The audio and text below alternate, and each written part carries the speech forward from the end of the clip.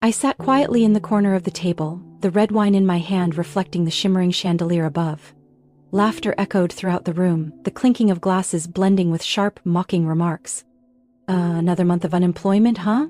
Honey, I think you should try applying as a coffee shop assistant. Who knows, you might get lucky. Max laughed loudly, his eyes gleaming with amusement as I lowered my head, feigning embarrassment. The four men around the table burst into laughter, joining in on the spectacle.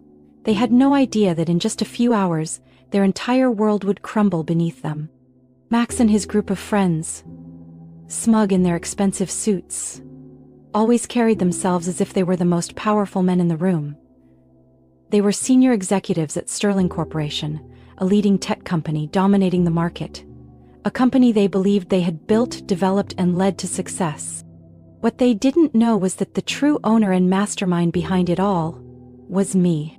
My name is Evelyn Carter, CEO and founder of Sterling Corporation. And I am Max's wife, the same woman he just mocked in front of his colleagues for entertainment. For the past 7 years, I have maintained this facade. When I first met Max, I decided to conduct an experiment. Instead of revealing that I was a successful businesswoman, I told him I was a struggling freelance financial consultant, still trying to find my place in the industry. I rented a modest apartment, drove an average car, and carried myself with quiet humility. At first, Max seemed like a warm, supportive man, encouraging me in the early years of our marriage. But that support slowly faded the moment he realized I didn't have a career he deemed worthy of pride, at least not by his standards. In Max's eyes, I was a lucky wife, fortunate to be financially supported by him. He thrived on playing the role of the hero, the sole provider, the one who held all the power in our marriage. Over time, he stopped hiding his contempt, and tonight, just like every other night, he used me as the punchline of his jokes. I quietly raised my wine glass to my lips, masking a faint smile. They didn't know. They didn't know that everything they had, their titles, their salaries, the multi-million-dollar contracts they boasted about, was in my hands. They didn't know that I was the one signing their promotions, approving their budgets, or even hiring the headhunting firms that had recruited each of them. And they certainly didn't know that by tomorrow it would all be over. I had been planning this for a long time. After years of careful observation, gathering evidence, and meticulously setting each piece into place, I was ready to pull back the curtain. Sterling Corporation was not just the company I built. It was the perfect symbol of the revenge I was about to unleash. Max lifted his glass, toasting with his colleagues. "Let's drink to women who persevere even when they fail over and over again," he said, casting a mocking glance in my direction. I set my glass down on the table and smiled softly. "Enjoy your night, gentlemen, because tomorrow, everything will change forever." I started gathering information nearly 2 years ago, when the first signs of corruption and abuse of power by Max and his circle at Sterling Corporation began to surface. I had seen how they exploited their positions for personal gain, bent the rules, and manipulated contracts. But suspicion alone wasn't enough. I needed proof. I hired a team of private investigators, the best in the business, to track their every move, every secret meeting, every lavish dinner paid for with company funds, every email exchanging favors with external partners. It was all meticulously documented. I even installed my own surveillance system, an invisible data collection network embedded within Sterling Corporation's internal infrastructure. What I uncovered was far worse than I had imagined. Max and his group weren't just corrupt. They were actively colluding with rival companies to line their own pockets, selling Sterling Corporation's confidential information and manipulating internal markets for their own benefit. I had everything: leaked emails, text messages discussing bid prices with competitors, even records of suspicious transactions flowing into their personal accounts. But perhaps the most repulsive discovery was the way they treated their subordinates. Harassment, humiliation, exploitation of those who couldn't fight back. I knew that gathering evidence alone wasn't enough. I needed a more powerful strike. I needed to witness firsthand the toxic culture they had cultivated. So I decided to experience it myself. I applied for a job at my own company. Of course, not under the name Evelyn Carter, CEO of Sterling Corporation, but as someone entirely different. Emily Brooks, an ordinary candidate looking for an opportunity. I created a completely new, legally sound identity, carefully crafted to ensure that I appeared as nothing more than a struggling woman in the eyes of their recruitment team. They suspected nothing. A few days later, I received an email, an invitation for an interview. The interview took place in a small conference room on the 7th floor of Sterling Corporation's headquarters. I dressed in a modest, unassuming suit, deliberately choosing a pair of slightly worn shoes to match the image of a woman struggling to find employment. 3 men sat in the interview room. All of them Max's trusted subordinates. I recognized every single face. They had all been at the private gatherings where I was mocked behind my back.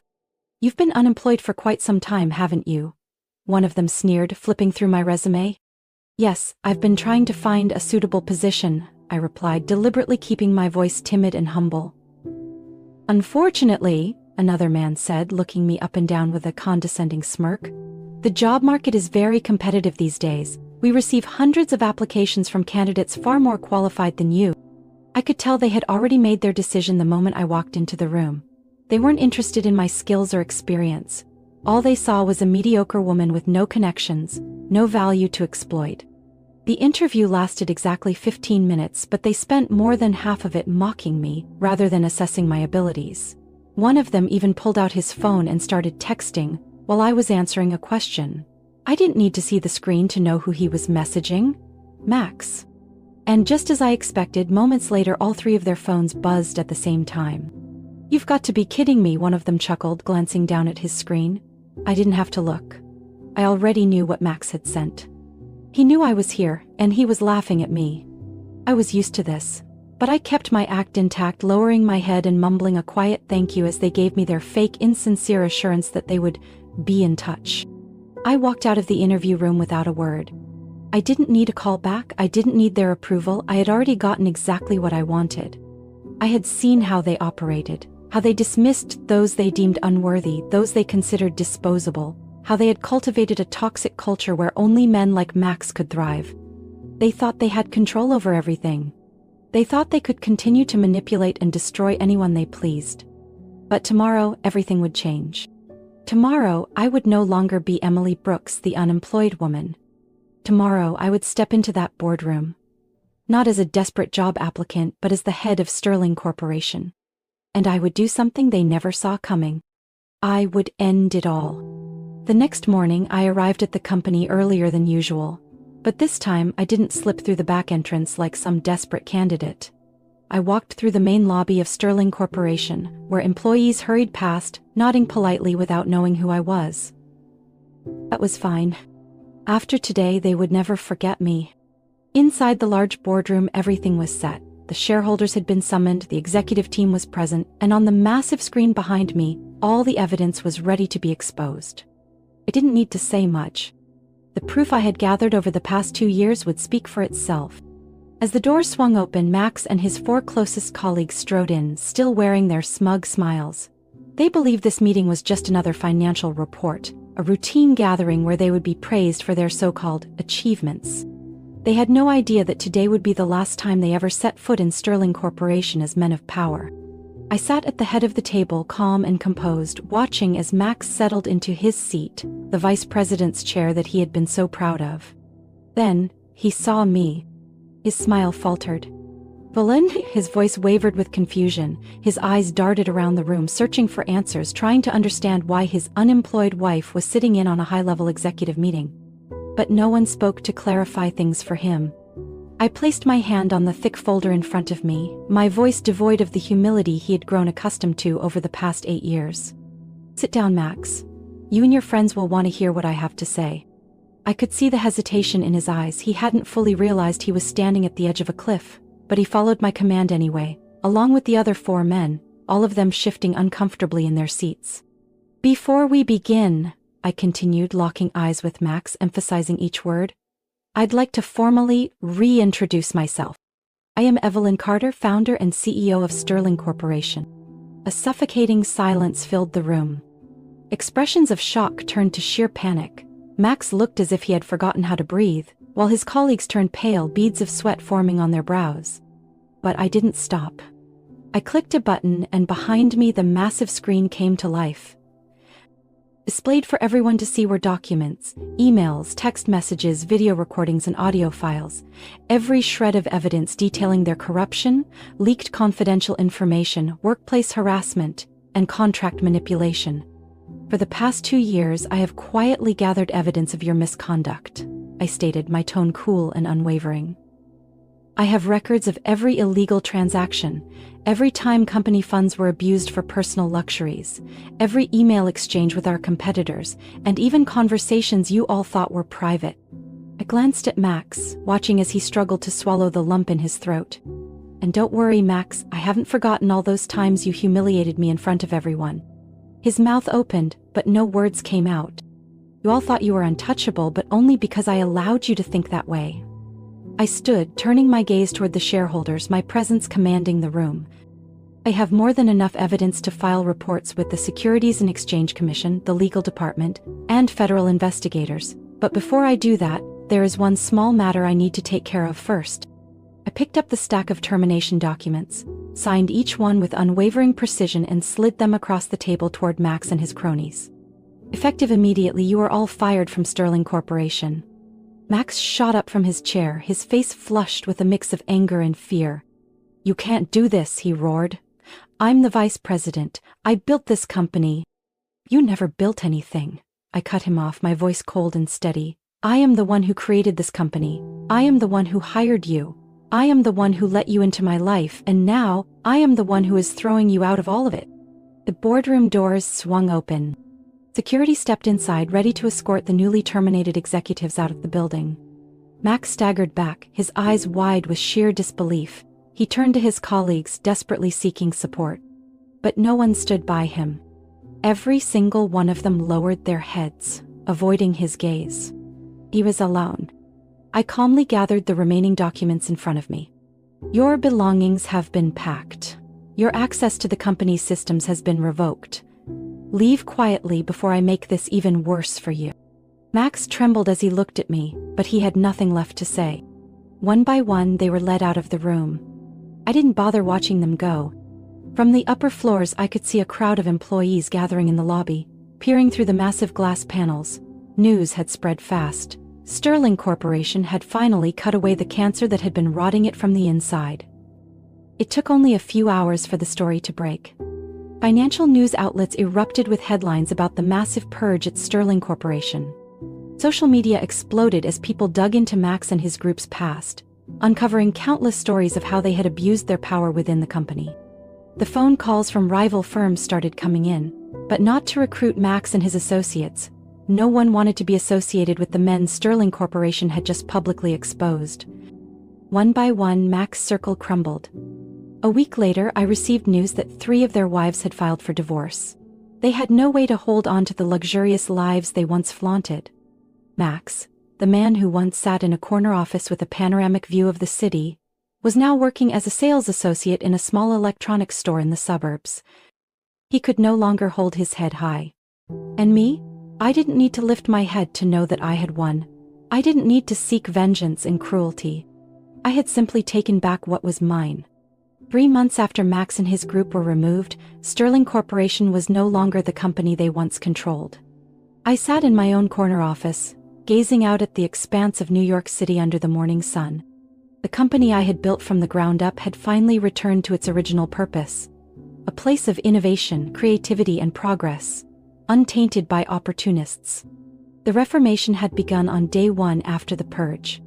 I called for an all-company meeting, stepping before thousands of employees for the first time, not as Max's unemployed wife, but as Evelyn Carter, CEO and founder of Sterling Corporation.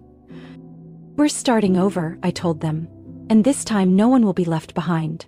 The changes came swiftly. I fired every person who had enabled Max and his group, especially those in HR, the ones who had turned a blind eye to harassment and discrimination for years.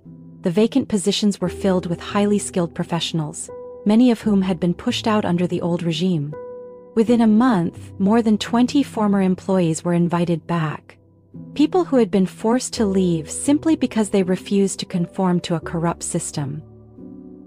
Among them was Lisa Hall, an exceptional software engineer whom Max had personally removed from a major project simply because she refused to join his pointless drinking parties. When I called Lisa and offered her the opportunity to return, she hesitated. "Do you really want me back?" she asked over the phone, her voice laced with disbelief. "I don't just want you back," I told her. "I want you to lead our new AI research team." A week later, Lisa walked back into Sterling Corporation, for the first time stepping through the front doors without fear. The company culture had transformed completely. I implemented stricter transparency policies, an anonymous reporting system where employees could safely report internal issues without fear of retaliation. Every senior manager was required to undergo ethics and leadership training. But I didn't stop there. We launched an employee mentorship program, where experienced professionals would guide and support new employees, instead of tearing them down, the way Max and his colleagues had done. Anyone found guilty of harassment or abuse of power was dealt with immediately. The atmosphere in the company changed day by day. Smiles returned to employees' faces. Meetings were no longer filled with condescending glances or passive-aggressive remarks. For the first time in years, I could walk through the halls of Sterling Corporation without feeling the crushing weight of a toxic environment. As the internal culture stabilized, the company's financial results quickly reflected the transformation. In just 2 months, Sterling Corporation signed 3 major contracts, one of which was with a leading telecommunications conglomerate. Previously, they had refused to work with Sterling, partly due to the bad reputation the company had earned under Max's leadership. But once news of my corporate overhaul spread, they approached us instead. Stock prices soared by 35% within 3 months. Investors, who had once hesitated due to Max's leadership, now had full confidence in me. The media began praising Sterling Corporation's dramatic resurgence. A Business Insider article even dubbed me the woman who revived a tech empire. But what satisfied me most wasn't the numbers or the headlines. It was the moment I walked past the employee break room one afternoon and saw Lisa and her team eagerly discussing a new project. No longer fearful, no longer hesitant. They were working with passion, something this company should have had all along. And in that moment, I knew I had done the right thing. While Sterling Corporation rose stronger than ever, Max and his cronies sank to the bottom. Max was no longer mentioned in financial circles. He was no longer featured in articles about powerful executives. He had become a forgotten man. A cautionary tale for those who thought they could manipulate power without consequences. I heard that he was now working as a sales associate at a small electronics store, where no one cared that he had once been a vice president at a billion-dollar company. The others weren't doing any better. 3 members of Max Group were banned from working in the tech industry for the next 3 years due to violations of their non-compete agreements. One of them tried to sue Sterling Corporation but lost miserably when every shred of evidence stood against them. I no longer cared about them. They were irrelevant.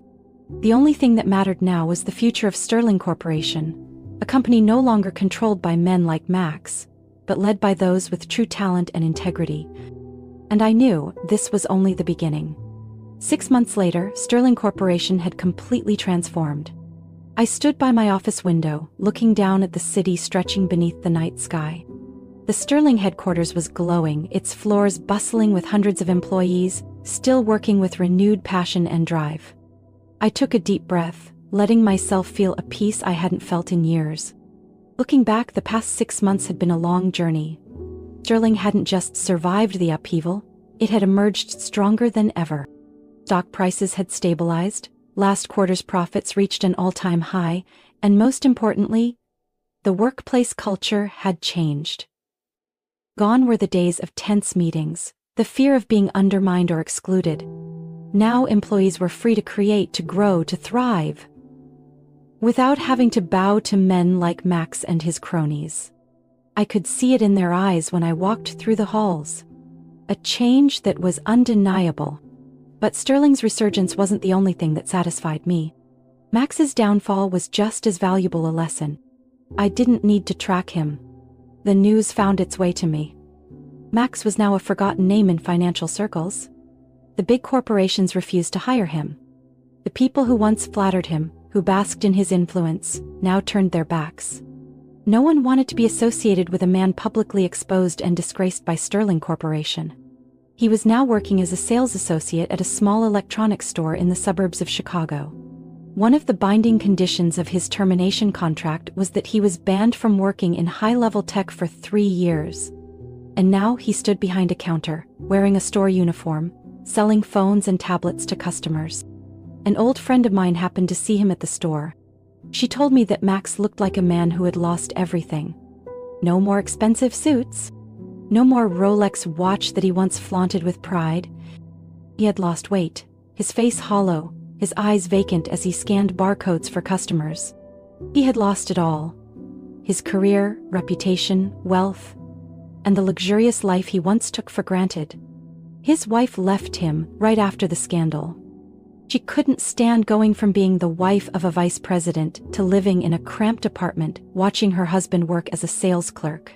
She filed for divorce 2 months after he was fired, taking nearly everything that remained in his accounts. Max had once mocked me, convinced that I would never succeed. But now I stood at the top, while he struggled just to get through each day. I no longer dwell on the past. I used to think that seeing Max hit rock bottom would bring me satisfaction. But the truth is, I don't care anymore.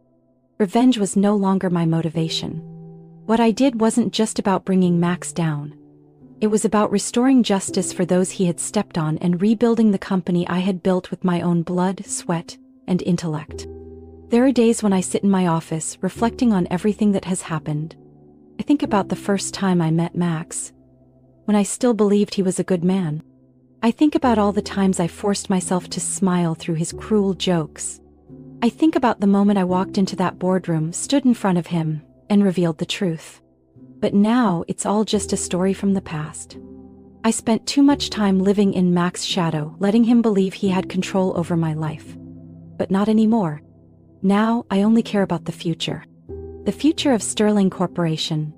The company is expanding rapidly. We just signed a partnership deal with a leading software corporation, extending our operations into Europe. Lisa's AI research team has exceeded all expectations, and she is now one of the most influential leaders in the company. I also launched a mentorship program specifically for young women pursuing careers in tech. I know that far too many talented individuals have been pushed aside simply because they lack the power to fight back. I won't let that happen anymore. Sterling Corporation will not just be a successful company. It will be a symbol of fairness, of innovation, and of people who refuse to be silenced.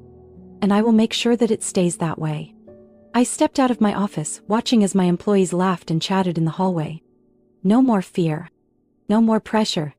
No more feeling suffocated under the weight of corruption and power abuse. That was the moment I realized. True revenge isn't about destroying others. It's about building something better. I walked into the boardroom where the executive team was waiting to discuss our next expansion plan. As I pulled out my chair and sat down, I was no longer the woman who had been mocked for being unemployed. I was Evelyn Carter, CEO of Sterling Corporation. And this was only the beginning. Evelyn Carter's story is not just a perfect act of revenge, but also a lesson in perseverance, justice, and true leadership. It highlights a clear reality in the corporate world. Power does not belong to manipulators, but to those with talent and integrity. Success is not measured solely by wealth or status, but by the positive impact one has on the environment around them. In real life, people like Max may thrive for a while, but the truth always prevails, and those who truly deserve it will ultimately take their rightful place. What do you think about Evelyn Carter's story? Did she do the right thing, or do you see it differently? Share your thoughts in the comments below, and don't forget to follow the channel so you won't miss more compelling stories about life, family, and justice.